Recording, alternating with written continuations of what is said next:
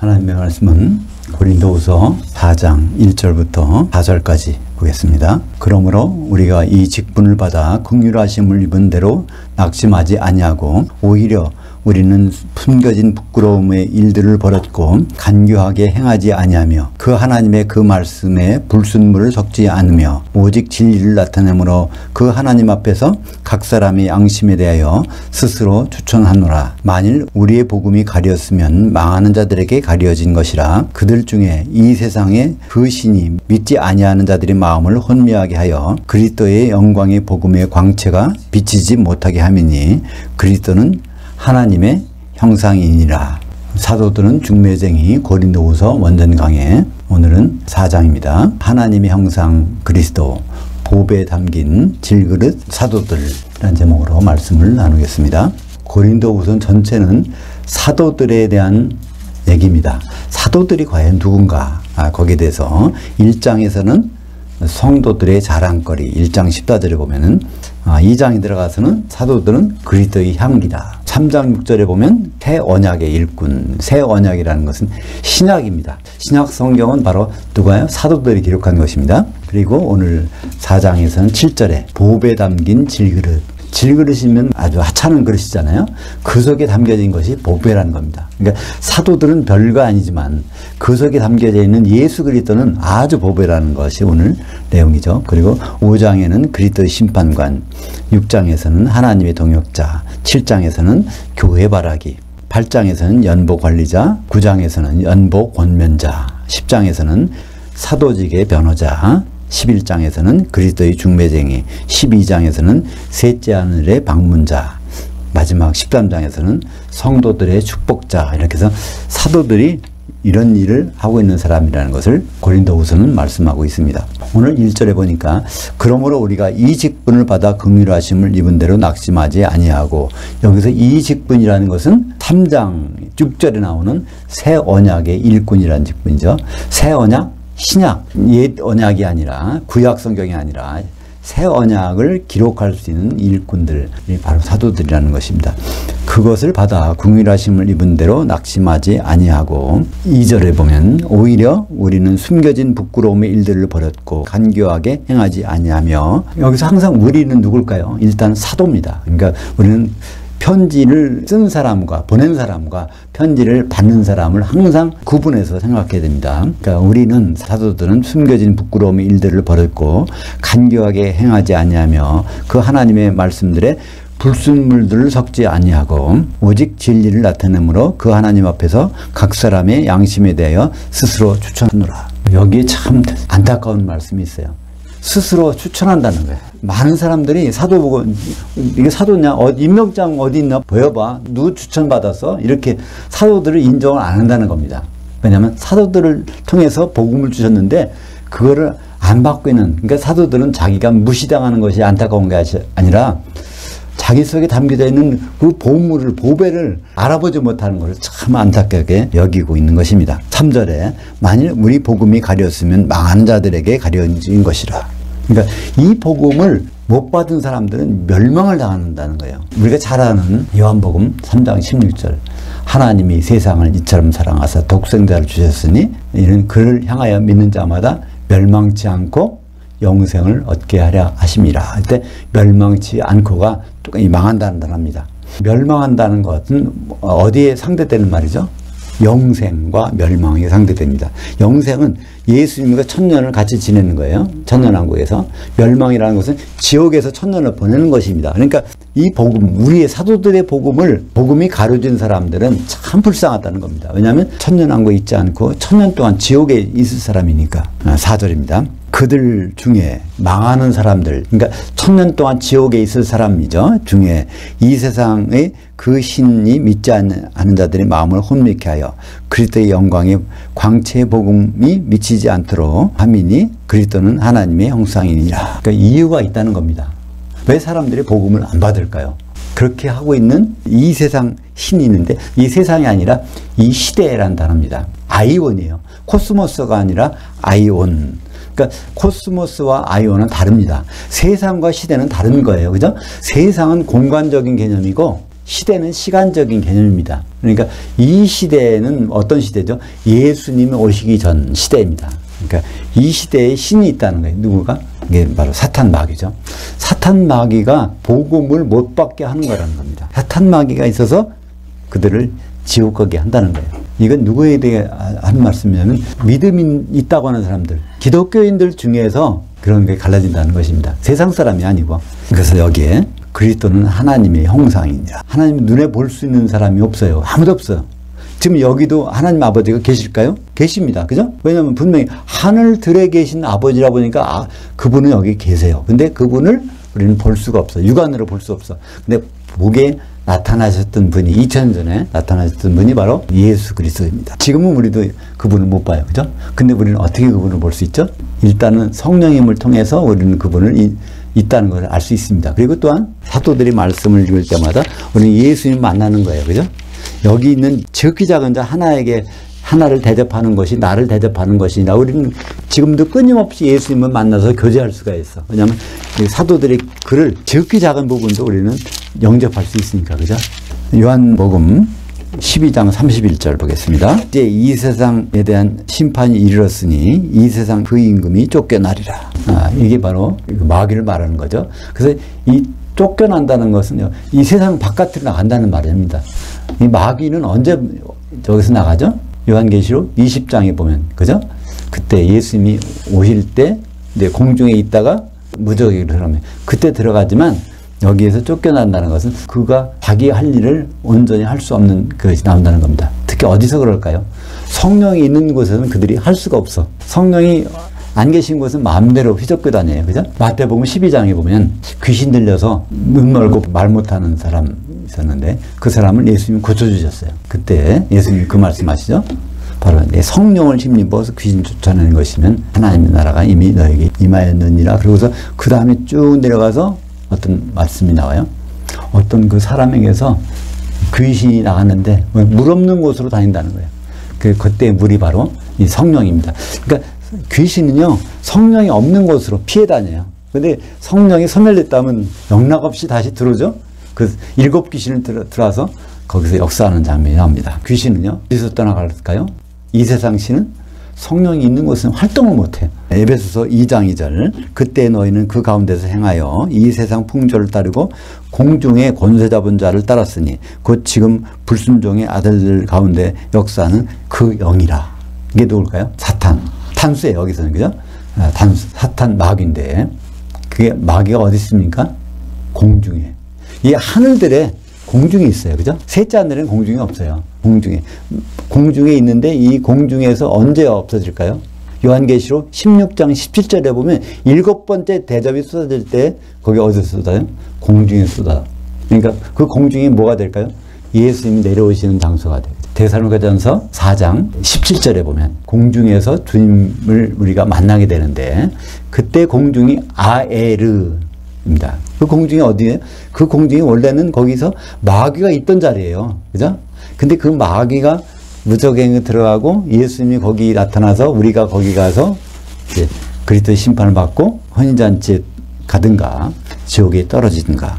공간 개념을 좀 잘 알고 있으면요, 성경을 이해하는데 크게 도움이 돼요.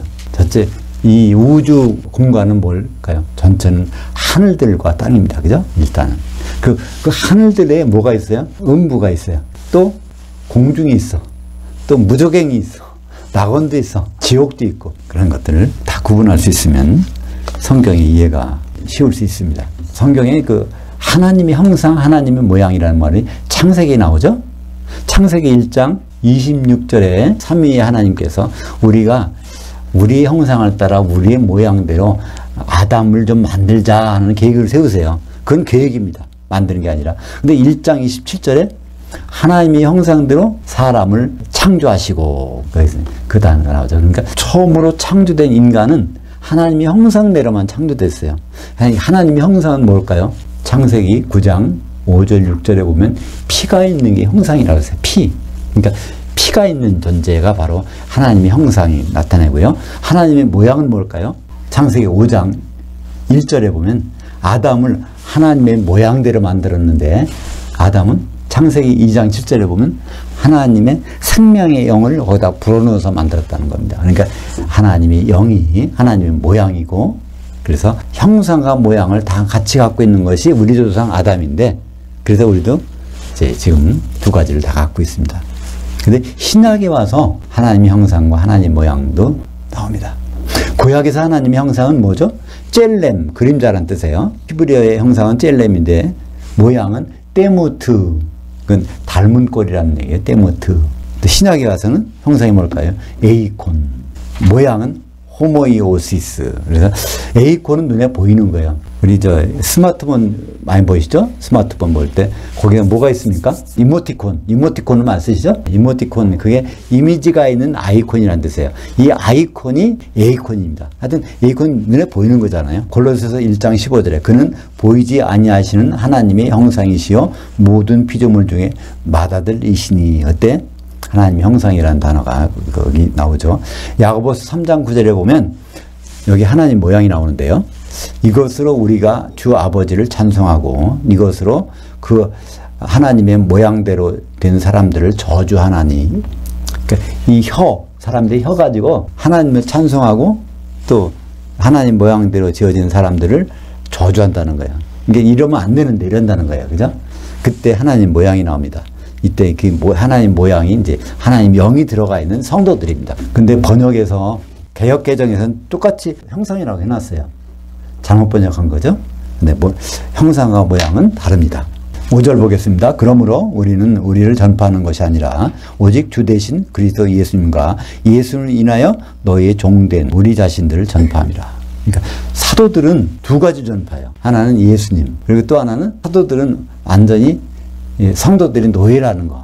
왜? 누구 때문에? 예수님 때문에 그랬다는 것을 사도들은 말하고 있습니다. 그러니까 우리는 사도들의 말을 100% 신뢰하면 된다는 얘기입니다. 그러니까 그 사도의 인간적인 지식이나 말이 아니기 때문에 우리는 100% 신뢰할 수 있는 것입니다. 6절, 왜냐하면 어두운 데서 빛이라 말씀하셨던 그 하나님께서 창세기 1장 3절에 빛이 있으라 말씀하시죠? 빛이 되라 말씀하셨던 그 하나님, 동일한 하나님께서 예수 그리스도의 얼굴에 있는 그 하나님의 영광을 아는 광채를 우리 마음들에 주셨느니라.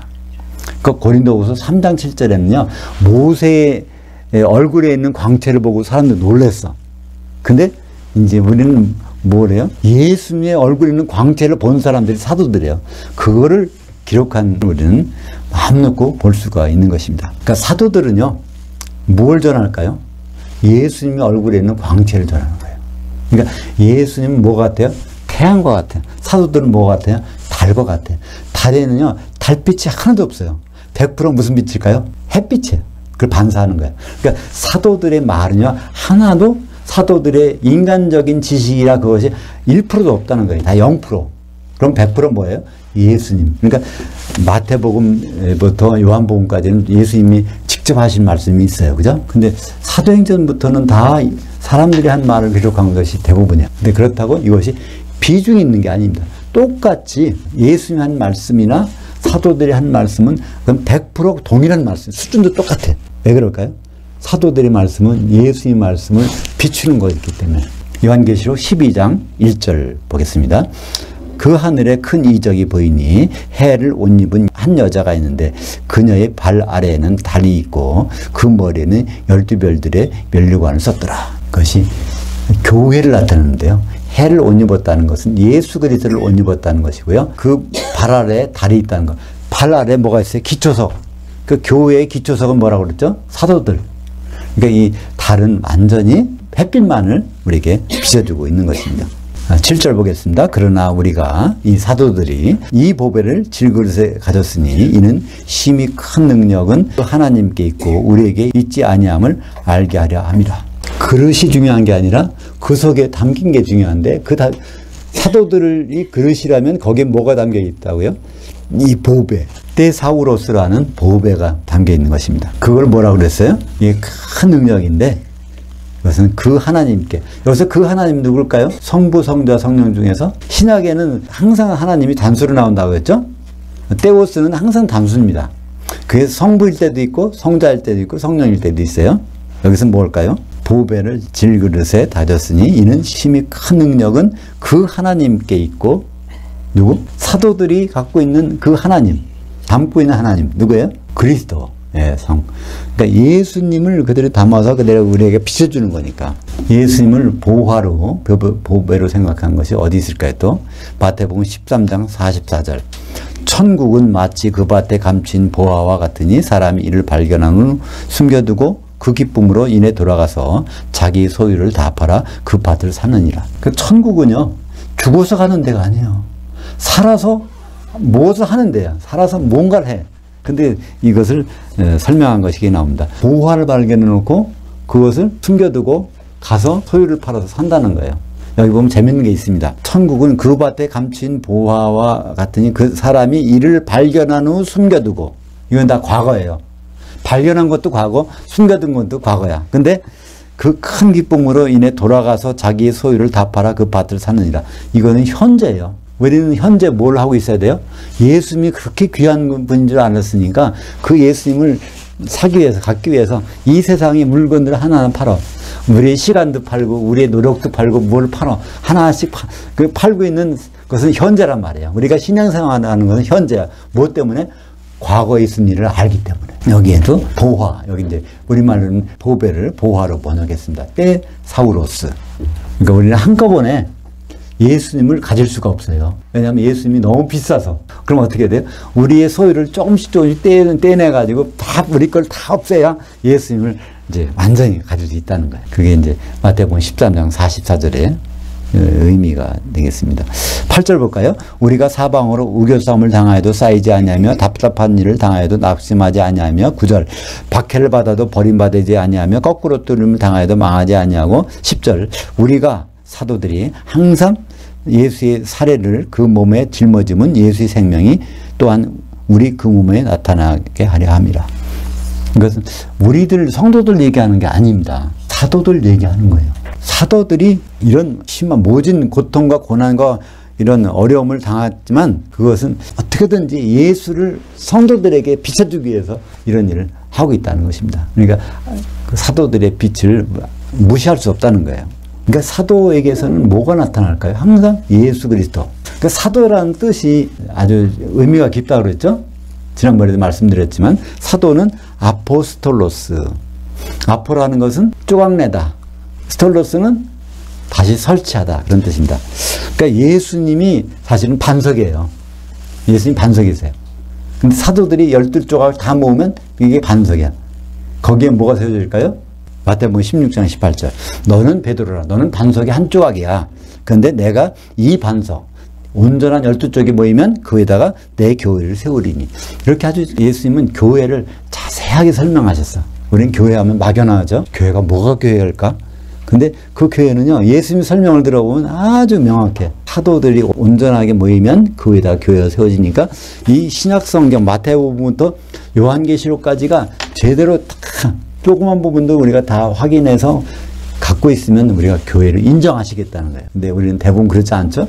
이거를 만족을 못해요. 신약성경으로. 그러니까 우리가 구약 보고 또 다른 책도 보고 그래서 만족하려고 그러는데 다른 책이 나쁘다는 얘기가 아닙니다. 신약은 100% 우리가 소화해서 가지고 있어야 되는 거예요.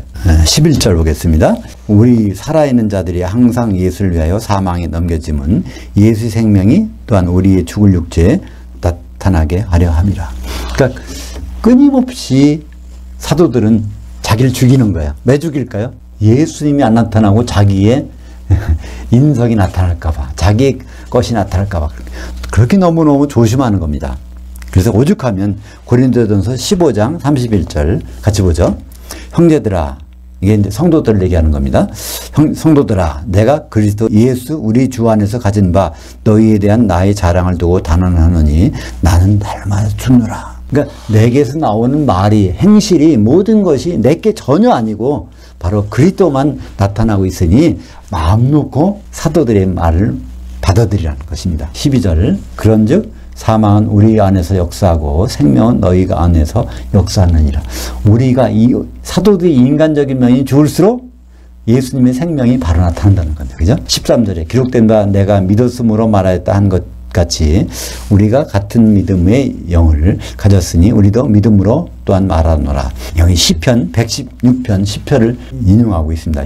이것은 바로 우리가 괴로움 중에 있었지만 믿었기 때문에 우리가 믿음의 말을 했습니다 하는 시편 기자가 이 말을 했는데, 이 말을 받아가지고 우리 사도들도 괴로움을 당하고 있지만 우리는 믿고 있기 때문에 말한다는 겁니다. 현재. 그러니까 시편에는 다 과거로 돼 있어요.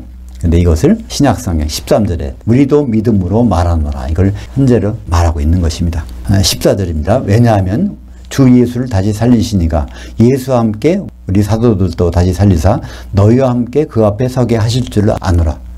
이게 참 그냥 지나칠 말씀이 아닙니다. 이게 뭘까요? 그리스도의 심판대에서 만날 거라는 거예요. 사도들의 말을 우리가 대충대충 듣는데 그렇게 들으면 안 되는 게, 이제 반드시 그리스도의 심판대에서 사도들을 만나, 예수 믿고 사도들이 있고 우리가 그 자리에 서게 된다는 겁니다. 그게 언제 쓸까요? 고린도후서 5장 10절. 이는 우리가 다 반드시 그리스도의 심판대 앞에 나타나게 되어 각각 선악간에 그 몸으로 행한 것을 따라 받으려 함이라. 우리는 사도들을 지금은 얼굴을 못 보지만, 우리는 이 신약 성경을 통해서 사도들을 만나고 있지만 우리는 사도들을 대면하게 됩니다. 언제 대면할까요? 마태복음 19장 28절에 보면 세상이 새롭게 돼서 인자가 자기 영광의 보호자에 앉을 때, 그리스도 심판대에 앉을 때 나를 따랐던 너희 12명도, 12사도들도 그 보호자들에 앉아 그리스도 심판대에 내 옆에 앉아서 이스라엘 12지파 신약의 성도들을 심판하리라. 또 마태복음 25장 40절에 양과 염소에 비해서 심판 기준이 뭐가 나오죠? 여기 있는 내 형제들 12사도들 중 지극히 작은 자에게 한 것이 바로 내게 한 것이니라. 예수님은 그렇게 인정하시겠다는 겁니다. 그게 바로 심판의 기준이고 내용입니다. 그러니까 우리는 지금 이 시간 고린도후서 어디를 보고 있습니까? 4장 14절을 보고 있는데, 이 부분을 보는 만큼 예수님은 나를 영접하고 있구나. 그거를 어디서 그거를 그리스도 심판대에서 인정하시겠다는 것입니다. 그러니까 제가 서두에 그런 말씀드렸죠. 요한계시록 강의할 때는 조회수가 굉장히 많아요. 보는 분이 많다는 얘기예요. 근데 고린도후서 강의가 동영상으로 나갈 때는 보는 분들이 많이 줄었어요. 그러니까 요한계시록보다는 이게 좀 흥미가 좀 없는 모양이에요. 많은 분들에게. 근데 원래는 그렇지 않다는 겁니다. 이거는 반드시 우리가 사도들의 말은 이걸 제대로 들어야 어디에서? 그리스도의 심판대에서 그 인정을 받게 된다는 것입니다. 15절 보겠습니다. 이는 모든 것이 너희들 성도들 위함이니 많은 사람이 감사로 말미암아 은혜가 더하여 넘쳐서 그 하나님께 영광을 돌리게 하려 함이라. 신약 성경을 제대로 보면 사도들이 말을 들면 들을수록 감사가 넘쳐난다는 거예요. 결국에 가서는 뭐가요? 하나님께 영광을 돌리게 된다는 것입니다. 우리가 하나님께 영광을 안 돌리는 이유가 뭘까요? 조금 돌리는 이유가 뭘까요? 그만큼 사도들의 말을 잘 보지 못해서, 그죠? 사도들의 말을 보면 볼수록 감사가 넘치고 은혜가 넘쳐서 하나님께 영광을 돌리지 않을 수가 없다는 겁니다. 근데 우리가 사도들의 말 일주일에 한 번도 안 보면은 하나님께 감사를 할 게 없어. 근데 우리가 조금이라도 보면 그냥 감사할 게 늘어나게 돼 있다는 겁니다. 왜냐하면 사도들의 말은 사도 자체의 말이 아니라 예수 그리스도의 말씀이니까 그렇습니다. 16절 보겠습니다. 그러므로 우리가 낙심하지 아니하노니, 그것도 사도들입니다. 우리의 겉사람은 낡아지나 우리의 속사람은 날로 새로워지도다. 이것은 되게 우리에게 적용하는데요. 사실은 이것은 사도들이 자기 얘기하는 겁니다. 결국은 사도의 겉사람들은 완전히 형편없어지지만은 우리 그 속에 뭐가 차들어가요? 사도들이 겉사람이 죽으면 죽을수록 예수 그리스도의 영이 충만하게 채워진다는 것입니다. 에베소서 4장 22절 23절, 24절까지 보겠습니다. 너희는, 같이 볼까요? 너희는 유혹을 따라 썩어져 가시는 구습을 따르는 옛사람을 벗어버리고 오직 너희의 마음에 영으로 새롭게 되어 그 하나님을 따라 의와 진리의 거룩함으로 창조하심을 받은 새 사람을 입으라. 여기서 옛사람을 버리고 새 사람을 입으라. 그러면 내가 예수 믿고 새 사람 됐어. 이런 얘기가 아닙니다. 여기에 다가 너희, 그 다음에 옛사람은 단수입니다. 그 다음에 여기 새 사람도 단수예요. 이건 무슨 말일까요? 한 새 사람. 그러니까 그리스도의 몸으로서 이게 바뀌라는 겁니다. 그죠? 우리 낡은 그런 것이 아니라 완전히 우리가 공동체가 새로운 공동체, 그리스도의 공동체, 교회로서 이제 이루라는 말입니다. 한 새 사람. 이것은 개인이 아니라 우리가 예수 믿고 새 사람 됐다는 것이 아니라 우리가 교회를 그리스도의 몸으로 이루어가는 것을 나타내고 있는 것입니다. 그러니까 성도들이 교제가 끊어진다면 이거는 새 사람이 아닌 거예요. 17절 왜냐하면 우리가 잠시 받는 이 환난이 경한 것이 지극히 크고 영원한 영광에 중한 것을 우리에게 이루게 함이니 영원한이라는 것은 한 시대거든요. 그러니까 이 세상의 삶은 굉장히 경하다는 겁니다. 뭐에 비해서? 앞으로 맞을 한 시대, 천년왕국에 비해서는 참 보잘것없다는 거예요. 근데 우리는 이 생각을 자꾸만 잊어버리니까 이 세상에서 어떤 힘든 일, 어려운 일, 그거 만나면 낙심하잖아요. 왜 낙심할까요? 다음 시대에 올 그 일을 잊어버리기 때문에 일희일비한다고 그러죠. 이 세상에 어떤 일을 만나서 거기서 일희일비하는 것은 복음을 통해서 다음 시대에 나타날 그 일을 알지 못하기 때문에 그렇다는 것입니다. 18절 마지막 절입니다. 우리가 주목하는 것은 보이는 것이 아니요 보이지 아니하는 것이니 보이는 것은 잠깐이요 보이지 않는 것은 세세토록이니라. 여기서 우리는 사도들입니다. 사도들이 우리에게 보여주는 것은요, 보여주는 이 세상 것이 아니라는 겁니다. 언제 거요? 이 세상 다음에 올 것을 우리에게 계속해서 말씀해주고 있는 것입니다. 이것이 바로 이제 다음 장부터 나오는 거예요. 기대하시라. 고린도후서 5장. 기도하겠습니다. 하나님 아버지 감사합니다. 보이지 않는 하나님을 보이는 하나님으로 우리에게 하나님의 형상으로 이 세상에 오셨던 예수님, 그 예수님을 사도들을 통하여 햇빛을 받아서 반사하는 사도들의 달빛을 통해서 우리는 날마다 만나게 됨을 감사합니다. 우리는 사도들과 더불어 공중에서 반드시 만날 터인데 사도들의 말을 잘 읽어서 주님과 만나는 귀한 시간을 갖도록 인도하여 주시옵소서. 예수님 이름으로 기도합니다. 아멘.